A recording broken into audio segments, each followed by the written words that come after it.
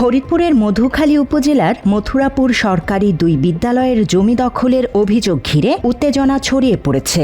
বিদ্যালয় কর্তৃপক্ষ ও স্থানীয়দের দাবি, দীর্ঘদিনের জমি সংক্রান্ত বিরোধের সুযোগ নিয়ে এবার বিদ্যালয়ের ভেতরের জমিতেই দখলের চেষ্টা চলছে। মথুরাপুর সরকারি প্রাথমিক বিদ্যালয় ও মথুরাপুর উচ্চ বিদ্যালয় ঘিরে জমি নিয়ে বিরোধ অনেক আগে থেকেই। স্থানীয়দের অভিযোগ, একসময় 2 প্রতিষ্ঠানের মোট জমির পরিমাণ ছিল 142%, কিন্তু বিএস রেকর্ডে প্রাথমিক বিদ্যালয়ের নামে 63% এবং উচ্চ বিদ্যালয়ের নামে 54.71% জমি অন্তর্ভুক্ত হয়। এরপর থেকেই বাকি জমির মালিকানা নিয়ে তৈরি হয় নানা প্রশ্ন। প্রাথমিক বিদ্যালয়ের প্রধান শিক্ষকের অভিযোগ, দাগ সংক্রান্ত জটিলতার সুযোগ নিয়ে বিদ্যালয়ের কিছু জমি খাস খতিয়ানে অন্তর্ভুক্ত করা হয়েছে। সেই সূত্র ধরেই বর্তমানে নতুন করে বিরোধ দেখা দিয়েছে। আমরা যাই দেখছি, দেখার পরে আমরা সাথে সাথে যে কারণ স্কুল বন্ধ, আমরা তো আর স্কুলে নাই, স্কুল বন্ধ, গতকালকে স্কুল খুলছে, স্কুলে খোলার পরে আমরা আসে দেখেই আমরা তাৎক্ষণিকভাবেই আমরা অফিসে গেছি এবং অফিসে যে স্যারের সঙ্গে তার সঙ্গে আমরা একটা ফোন নাম্বার তার কালেকশন করছি। কালেকশন করার পরে তারে আমরা ফোনেও পাচ্ছি না, স্যারের সামনে ফোন দিছি, স্যারও ফোন দেওয়ার চেষ্টা করছে, মানে এই যে জাহিদুল ইসলাম ফজলুল বাড়ি, আমরা ফোনেও তাকে পাচ্ছি না। আমি পদক্ষেপে যে আমার অফিসারকে জানাইছি স্যার, এবং আমরা অভিযোগ রেডি করছি।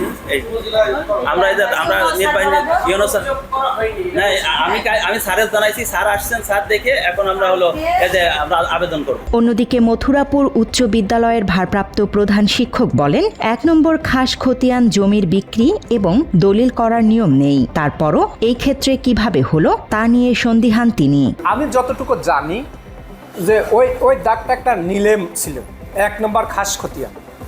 তা আমার জানা মতে 1 নম্বর খাস খতিয়ান তো কখনো বিক্রি হয় না, দলিল হয় না। এখন সে কোন মূলে কিভাবে বিএস রেকর্ডে এটা করা এনেছে, এটা আমরা পুরোপুরি ক্লিয়ার না।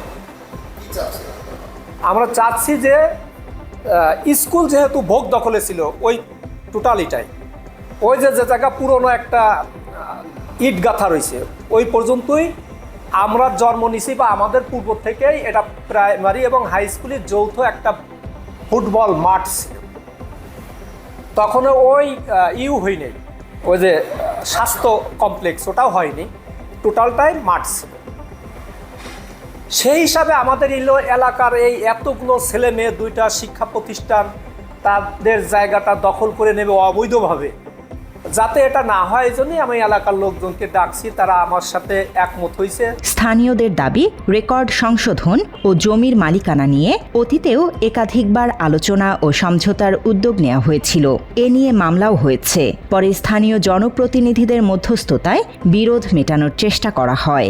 আমি যখন আর কি প্রাইমারির সদস্য, তখন আমি যে দেখলাম প্রাইমারির দলিল আছে, দলিলের এগেনস্টে আমি দুর্নীতি দমনে কেস করি একজনের বিরুদ্ধে। কেস করার পরে সে আমার হাতে পায়ে দলিল, তার চাকরি চলে যায়। পরে আমি মঞ্জু মিয়া উপজেলার চেয়ারম্যান ছিল, আর মানিক ছিল হইল ইউনিয়ন চেয়ারম্যান। ইগার মাধ্যমে বোর্ড অফিসে সালিশ হয় যে তাগার যেহেতু ঘর আছে, এই ঘরের বাইরে যিনি এরা না আসে একটা স্টাম্প হয়, তার কাছে কিন্তু স্টাম্পটা ছিল। যেহেতু তার দোকান আছে, ওই দোকানের বাইরে না আসে, যেহেতু স্কুলের প্রতিষ্ঠানের জায়গা, প্রতিষ্ঠানে এগুলো ভোগ করবে, ছেলে মেয়ে খেলাধুলা করে, এলাকার লোকের মানে সমস্যা ঘটে। এই জন্যই তখন মঞ্জু মিয়া সালিশ করার পরে তারা এটা মানিয়ে নিয়ে স্টাম্পে সই করে, মানে খাস খতিয়ানের জন্য। স্কুলই ভোগ করতো, স্কুলই ধরেন বলের মাঠ ছিল, স্কুলই ভোগ করতো, উনি খাস খতিয়ানে আমরা কিনে যেভাবেই হোক রেকর্ড করাইছে টাকা দিয়ে, তো আমরা এটা জানতাম না। এখনও দেখা যায় যে সেই রেকর্ডের বলে উনি আসি আজকে এই দখল করতেছে।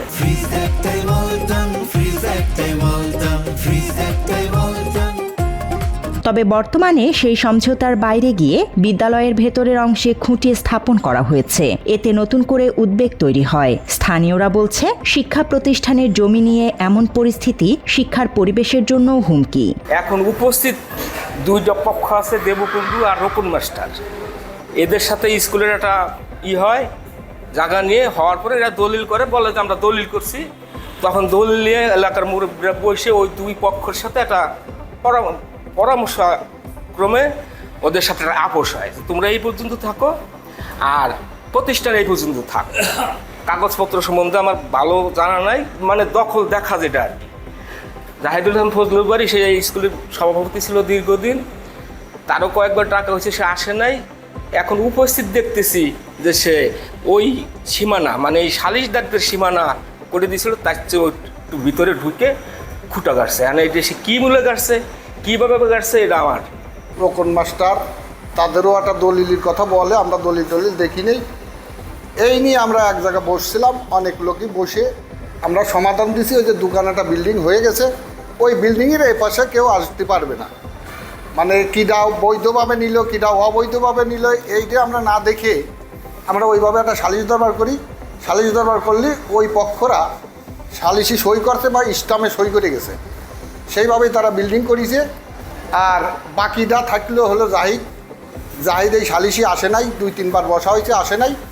না আসার পরে এই যে শুক্রবারের দিন, গত শুক্রবারে আসে এই খুঁটোটা দেশে, এই তো আমরা জানি না। হঠাৎ করে দেখছি খুঁটি কাড়ে ফেলছে। আমাদের খেলাধুলায় সমস্যা হবে, আমাদের মাঠে একটা সৌন্দর্য ছিল সেটা নষ্ট হচ্ছে। আমরা যদি দৌড়ানোর সময় যদি আমরা পায়ে ব্যথা পড়ে যাই, সমস্যা হচ্ছে আমাদের। আমরা চাই যেন এই খুঁটিটা উঠাই ফেলা হোক। স্কুলের জমির ভিতরে খুঁটি গেছে, আমাদের এই মাঠে খেলতে সমস্যা হয়, অনেক ধরনের প্রবলেম হয়। আমি চাচ্ছি যে এখানে আমাদের খেলার মাঠের জন্য জায়গাটা দখল না হোক, আমরা খেলতে পারি। এদিকে সব অভিযোগ অস্বীকার করেছেন অভিযুক্ত জাহিদুল ইসলাম মৃধা। তার দাবি, সরকারিভাবে নিলামে কেনা জমির বৈধ মালিক তিনি। জমির খাজনা ও প্রয়োজনীয় কাগজপত্র তার কাছে রয়েছে। এটা সম্পূর্ণ মিথ্যা কথা। এই ধরনের কোনো কর্মকাণ্ড আমি করিনি। আমি যেটা করছি আমার নিজের জমিতে করছি। এখানে আমার 3% জমি ছিল, এটা গভর্নমেন্টের কাছ থেকে আমার নিলাম খরিদ করা। পরবর্তীতে তখন থেকে আমি খাজনা দিয়ে আসতেছি। এরপর গত যে রেকর্ড হয়েছে, রেকর্ডে আমার জমি কমে গেছে, কমে যায় 2.37 হয়েছে। এবং সেই দীর্ঘদিন পরে চিন্তা করছি যে আমার জমিতে কাজ করতে হবে। তখনই আমি জমিটা মাপিছি, মাইপে ফুটো গাড়ছি 2.37-এর মধ্যে।